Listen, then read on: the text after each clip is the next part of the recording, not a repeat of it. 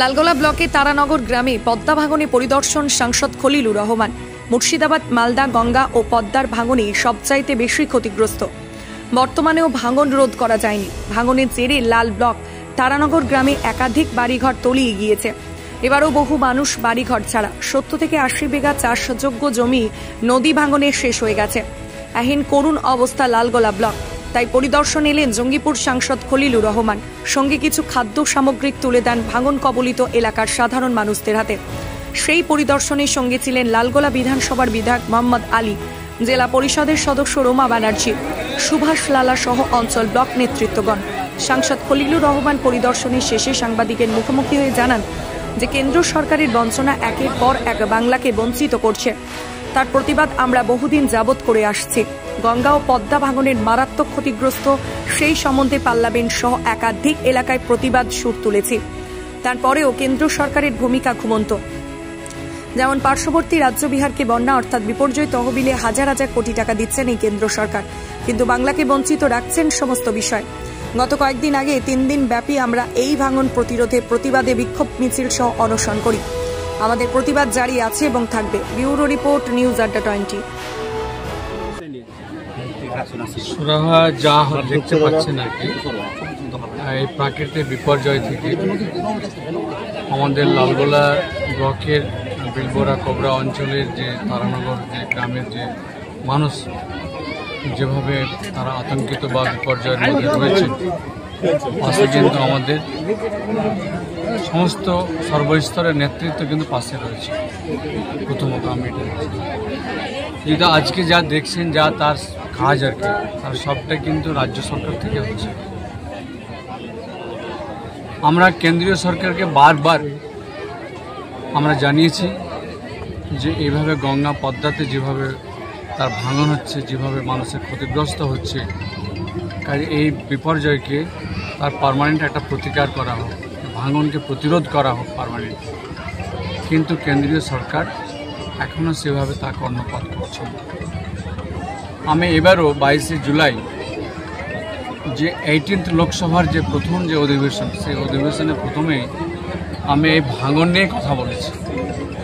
এই ফারাক্কা থেকে লালগোলা পর্যন্ত যে ভাঙন হচ্ছে, সেই ভাঙনে প্রতিরোধ করা। আমরা এতে একটু আগের দিকে দেখতে পাই যে 2005 সালে যে চুক্তি হয়েছিল আর কি কেন্দ্রীয় সরকারের সঙ্গে, সেই চুক্তি কিন্তু রাতারাতি এই বিজেপি সরকার 2017-তে তা উদ্ধার করে দিচ্ছে, অর্থাৎ এটাকে বাতিল করে দিচ্ছে। আজকে যা দেখছেন, এত বড় এই যে ভাঙনকে আটকানোর জন্য যা যা হচ্ছে তা আমাদের রাজ্য সরকারই করছে।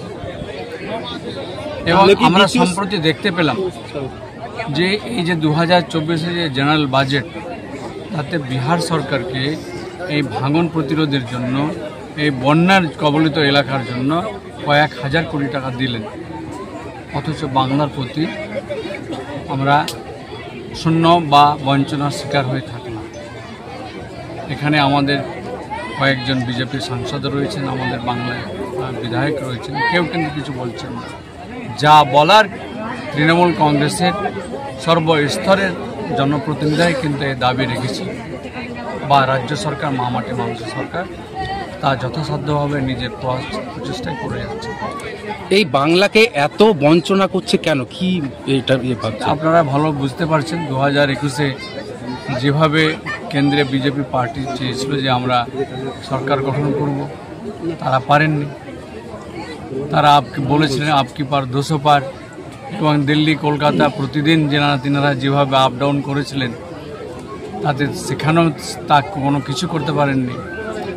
বাংলার মানুষ যে তিনাদের যে শুভ চিন্তাধারার মধ্যে দিয়ে 77-এর বেশি সিট পায়নি, সেটা আজকেও ধরে রাখতে পারেননি 77টা। তো কাজে তাদের মনের মধ্যে আছে যে বাংলাকে কিভাবে বঞ্চনায় রাখা যায়, বাংলাকে কিভাবে তার উন্নয়ন আটকানো যায়, যে আমরা সবটাই হচ্ছে ক্ষমতায় আসার জায়গা। কাজে আমরা এই মুহূর্তে যে আমাদের কাজ রয়েছে, আমরা তারানগরবাসীর পাশে রয়েছি। পাশাপাশি এখানকার যে কোনো কিছু প্রয়োজন হয় আমরা সর্বতভাবে সহযোগিতা চাই। পাশাপাশি আমরা আমাদের যে রাজ্য সরকার রয়েছে এবং কেন্দ্রীয় সরকার আছে, আমরা দুই জায়গাতে গিয়ে আমাদের এই দাবি রাখবো, এই ভাঙনকে আটকাবো। স্থানীয়রা বলছে শাক দিয়ে মাছ ঢাকা হচ্ছে, এখন বন্যায় ভেঙে পড়ছে সমস্ত কিছু, প্রায় 80 বিঘা মতো জমি পদ্মার কবলে চলে গেছে। এখন এই বাঁশ দিয়ে ঠেকিয়ে কি হবে? প্রথম থেকে যদি বন্যা আসার আগে যদি বাঁধনটা দেওয়া হতো অনেকটাই কাজে লাগতো, জমিগুলো বাঁচতো। কি বলবেন এই জায়গায়? এখন এই বিষয়টি নিয়ে ওনারা ক্ষতিগ্রস্ত হয়েছেন, কাজে ওনারা বলবেনই, আপনাকে শুনতে হবে। আমরা আমাদের দিক থেকে তার চেষ্টা করব যেন আগামীতে ওনাদের কথাটাকে যথাযথ পালন করে। অনেক মানুষ তো এখান থেকে ঘর ছাড়া, তাদেরকে কোথায় রাখবেন আপনি?